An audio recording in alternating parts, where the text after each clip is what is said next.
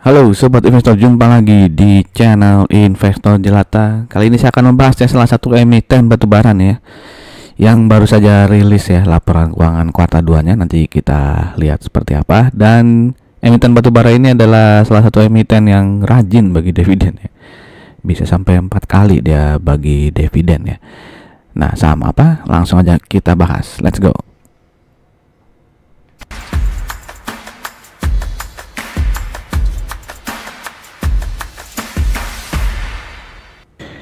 Oke, emiten batubara yang akan saya bahas adalah GEMS ya, GEMS ya, alias Golden Energy Mines ya, di mana emiten ini listing di bursa saham kita tuh tahun 2011 ya.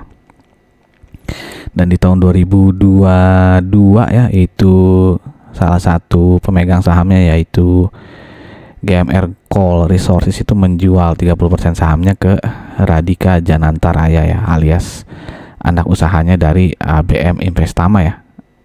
Saham yang listing di bursa kita dengan kode ticker ABMM ya.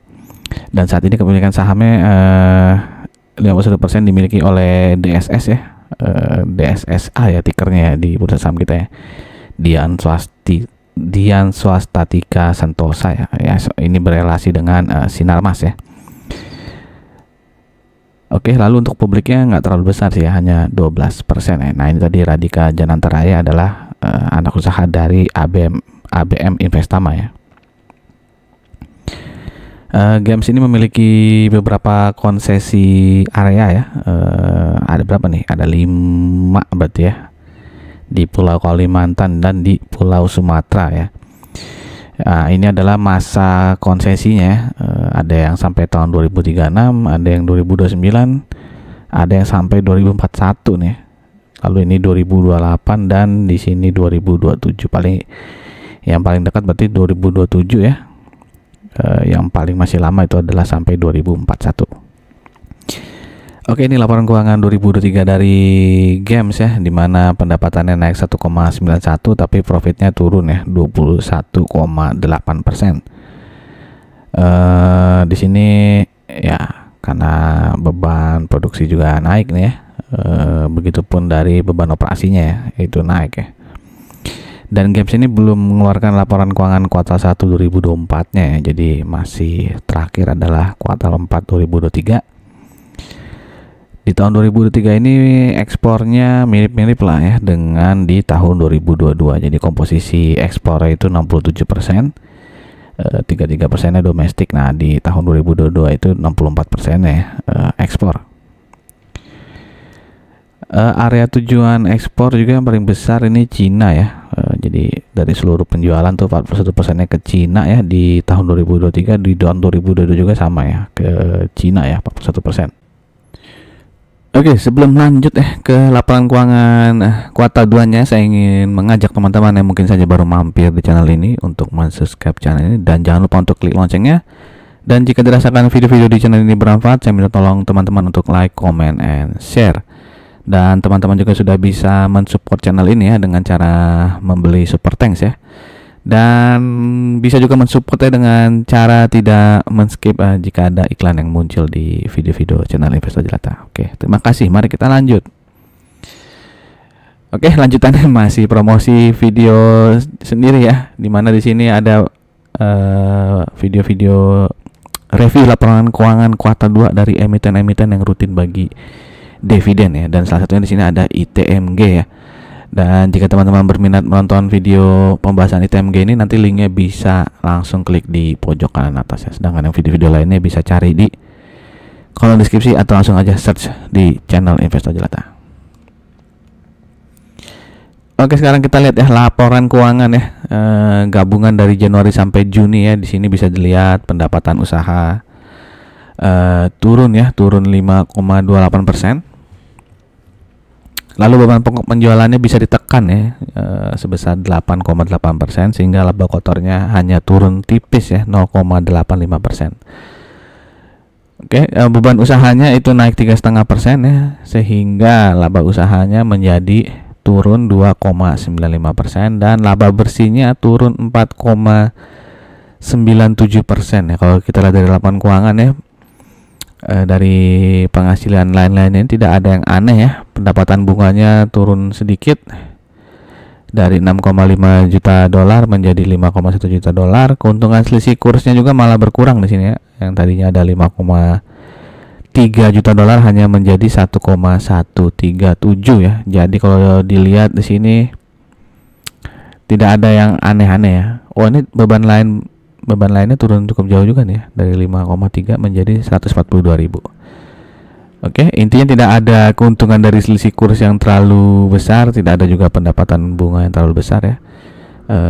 Pendapatan lain-lain yang aneh juga tidak ada nih kelihatannya. Oke, nah kalau kita bandingkan ya kuartal 1 versus kuartal 2, di sini pendapatannya turun sedikit aja ya, dari 11,3 miliar ya, 11.000 ya, ini 1,1 triliun berarti ya. Itu turun sedikit menjadi 11.055 miliar ya, alias 1,1 triliun. Tapi kalau dibandingkan kuartal 2 nih ya, kuartal 2 tahun lalu itu kan hanya 9 miliar ya, sekarang menjadi 1,1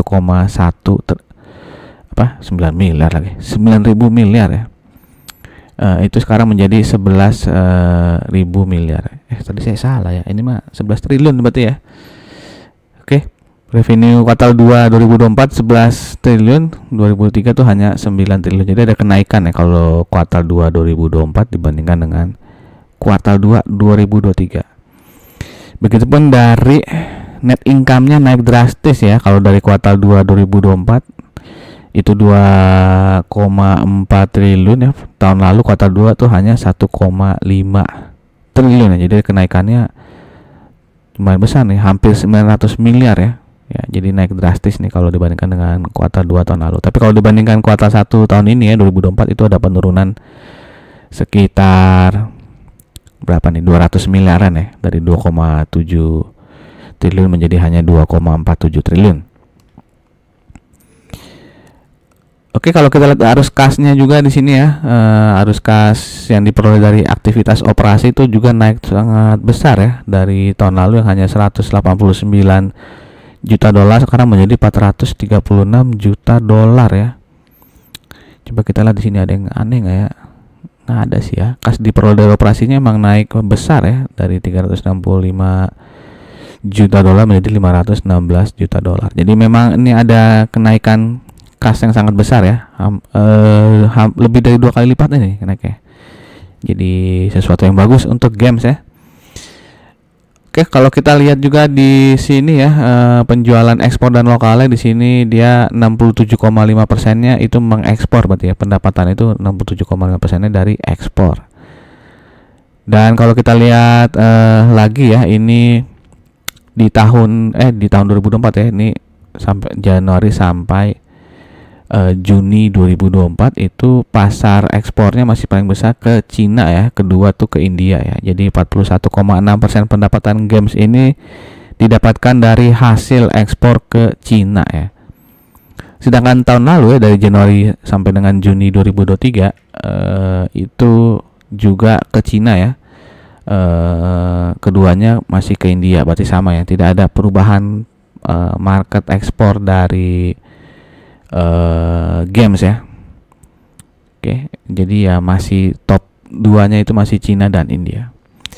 Oke, sekarang kita bandingkan dengan perusahaan-perusahaan batubara lainnya ya. Tidak semua saya masukkan ya, karena keterbatasan tempat juga ini ya. Untuk Adaro dan ABMM ini belum merilis laporan keuangan kuartal 2 ya, jadi masih menggunakan data kuartal 1 yang disetahunkan ya. Bisa lihat sini earning per share dari games itu 1764,1 ya. Terbesar kedua ya. Di sini nomor satunya masih TMG ya, 3.853,6 dengan per games itu 5,13 ya. Di sini paling tingginya adalah MCOL ya, 8,51 ya, sedangkan paling rendah adalah KKGI ya dengan 3,03. Untuk PBV-nya sendiri games lumayan besar ini ya, 3,59. Dia paling besar nggak? Iya, dia paling besar ya, karena yang lainnya itu kecil-kecil nih ya, si ekstraktor batubara ya.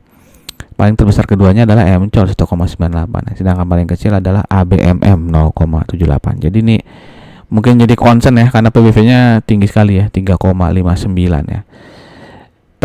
tapi mungkin PBV-nya ini bisa tinggi sekali karena memang ROE-nya juga sangat besar si games ini ya, 70,12 tuh.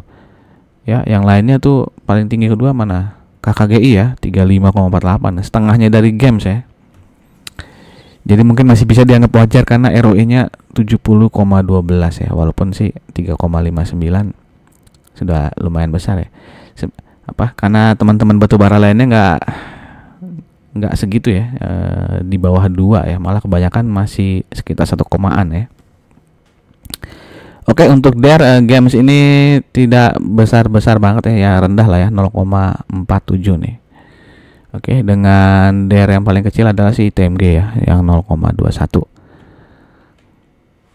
Oke, sekarang kita lihat historis pair dari games ya, dimana rata-rata pair 5 tahun terakhir itu di 9,42 dan saat ini dia sekitar 6,49 ya. Jadi ini data rata-rata pair yang, jadi data rata-rata pair 4 kuartal terakhir ya. Jadi bukan kuartal 2 di setahun kan, tapi 4 kuartal terakhir rata-ratanya itu di 9,42, sehingga ini masih under value ya, karena saat ini dia pair di 6,49.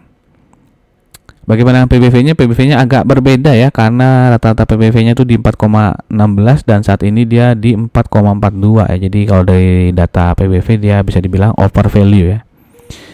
Dimana book value saat ini di 2049,4. Jadi kalau kita asumsikan harga wajar si games ini di 4,16 ya PBV-nya, maka harga wajar ada di 8.525,5. Dan di tanggal 22 Agustus hari Kamis kemarin dia closing di 9.050 ya, sehingga harga saat ini kemahalan sedikit ya, 5,7% ya. Tapi yang perlu diperhatikan, dia sempat sampai PBV-nya lebih dari 10 nih ya. 10,5 atau 11 lah mungkin ya. Jadi silakan teman-teman kalau merasa ya jangan dihargain PBV 4,16 Bang, games mah 6 lah gitu ya. Nah, itu silakan teman-teman hitung sendiri ya harga wajarnya berapa. Oke, ini adalah chart dari games ya, dimana dia ini all time high nih kalau nggak salah ya, yang di bulan Juli kemarin dia hampir 11.600 ya, mungkin ini 11.550. Nah, itu udah all time high-nya dia ya. Oke, ini catatan lama aja ya, sempat ada gap di sini ya, yang akhirnya ketutup ya. Gapnya tutupnya lumayan lama ya, dari September 2023 ketutupnya di sini ya, Juli 2024 ya. Jadi berapa bulan tuh ya, 10 ya, 10 bulan ya, agak lama ya ketutupnya ya. Terus dia bagi dividen interim ya, terus ada gap lagi, tapi nah kali ini gapnya tutupnya cepat ya, seminggu 2 minggu udah ketutup. Oke, dan saat ini dia bergerak sideways ya, di antara 9.000 sampai dengan 9.600 ya. Jadi ini ada supportnya sekarang di 9.000 dan resistennya di 9.600. Kalau resisten ini bisa ditembus, berarti resisten selanjutnya ada di 10.150 ya. Tapi kalau support 9.000 ini jebol ya, agak jauh nih ya support selanjutnya ya, kira-kira di sekitar sini ya, 7.300 sampai dengan 7.650 ya. Jadi kalau teman-teman mau entry sekarang ya, stop lossnya harus ketat ya, harus benar-benar disiplin ya. Kalau 9.000 ini tembus ya, mungkin bisa di ekor ini lah ya stop lossnya ya, di ekor yang ini nih. Silakan teman-teman cek nih harganya berapa ya, 8.600 apa 8.700 gitu ya. Karena kalau ini jebol lagi ya agak dalam tuh ya, kemungkinan turunnya ya ke yang garis kuning ini ya, ke kotak kuning. Oke, secara EMA ya, secara EMA dia secara long term masih uptrend ya, tapi ini kemarin dia closing sedikit di bawah EMA 20 nya. Jadi mesti dilihat lagi hari Jumat ya, dia closing apakah tetap closing di bawah EMA 20. Kalau tetap closing di bawah EMA 20 ya berarti dia bisa dikonfirmasi secara short term itu downtrend ya. Tapi yang menariknya di sini dia sempat ada volume tinggi sekali ya. Nah, terus 2 minggu terakhir ini dia volumenya tipis tuh ya. Oke. Jadi ya nggak tahu juga ini tanda-tanda dia lagi distribusi atau malah lagi ngumpulin ya si market makernya ya. Intinya kalau ingin trading singkat atau swing trading ya mesti disiplin dengan planningnya ya. Kalau stop lossnya kena ya berarti harus dijual ya. Kalau take profit pointnya udah nyampe ya harus dijual lah gitu ya. Akan berbeda dengan yang memang sistemnya dividen investing ya. Oke, sekarang ini adalah historis dividen dari games ya. Itu daftarnya panjang sekali karena dia memang bagi dividennya 4 kali setahun ya. Misalnya di tahun 2020 nih ya, profit tahun 2020 dia dividen interimnya kan ada 3 kali, finalnya sekali. Ini juga dividen interimnya 3 kali, finalnya sekali, berarti kan 4 kali ya. Bahkan di tahun lalu dia lebih dari 4 kali tuh ya, 5-6 kali ya. Jadi tahun lalu tuh dividen yieldnya juga sangat tinggi ya, hampir 22% lah kira-kira ya, tergantung teman-teman punya gamesnya di harga berapa. Yang pasti laba tahun 2023 tuh dividennya luar biasa ya untuk games ya. Oke, di kuartal 1 tahun ini itu ya earning per share-nya 463,37 ya, di bawah earning per share tahun lalu. Dan di tahun kuartal 2 earning per share-nya itu turun sedikit ya, dari 463 sekarang jadi 419,87 ya. Walaupun turun tapi ini lebih baik dibandingkan kuartal 2 2023. Nah, kalau kita asumsikan ya kuartal 3 dan kuartal 4 ya turun dikit lah gitu dibandingkan kuartal 2 ya, Rp400. Nah, maka earning per share-nya kira-kira di 1683,24 ya. Nah, kalau kita asumsikan dividen payout ratio-nya sama seperti tahun lalu ya, 98% ya. Ini 98% harusnya nih, salah ketik ya saya. Ya, 98%, maka potensi dividennya adalah 1649,58 ya. Tapi kan games ini udah bagi dividen interim ya di bulan Juni lalu ya sebesar 410,42. Jadi kalau 1649 itu dikurangin 410,42 maka dapatlah potensi sisa dividennya di 1239,16 ya. Nah, kalau kita bagi dengan harga saham saat ini 9.050, maka potensi dividen yield sisanya nih ya itu 13,69%. Itu sisanya doang. Kalau teman-teman tadi udah dapat 400 juga silakan ditambahin ya. Oke, mungkin potensi dividennya jadi 15 ya. Silakan dihitung. Oke, kalau kita lebih optimis lagi, tadi kan saya kuartal 3 dan kuartal 4-nya agak pesimis ya karena diasumsikan turun gitu ya dibandingkan kuartal 2. Tapi kalau kita ini kan tadi ditambahin ya 463,37 ditambah 409,87 itu kan berarti kalau kita kalikan 2 ya, kita asumsikan performance kuartal 3 dan kuartal 4 itu sama seperti performance kuartal 1 dan kuartal 2, maka earning per share itu di 1766,48 ya. Jadi kalau kita asumsikan dividen payout ratio-nya 98%, maka potensi dividennya di 1731,15 ya. Lalu dikurangi dividen interim yang 410 tadi, maka potensi sisa dividennya 1320,73 sehingga potensi dividen yield-nya 14,59% ya. Tidak terlalu jauh berbeda sih ya.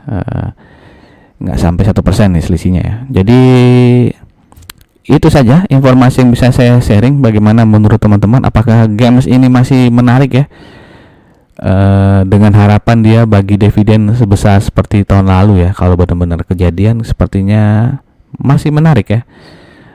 Tinggal dicari entry pointnya di harga berapa gitu ya. Nah, menurut teman-teman sendiri bagaimana, apa games ini menarik ataukah masih lebih menarik emiten batubara yang lainnya ya, misalnya ABMM atau KKGI atau bahkan Adaro ya. Silakan tuliskan pendapat teman-teman di kolom komen ya. Silakan tuliskan juga, wah favorit saham batubara saya mah Adaro bang atau Indika bang gitu ya. Silakan juga tuliskan di kolom komen. Sampai jumpa lagi di video-video berikutnya. Salam jelata, sukses.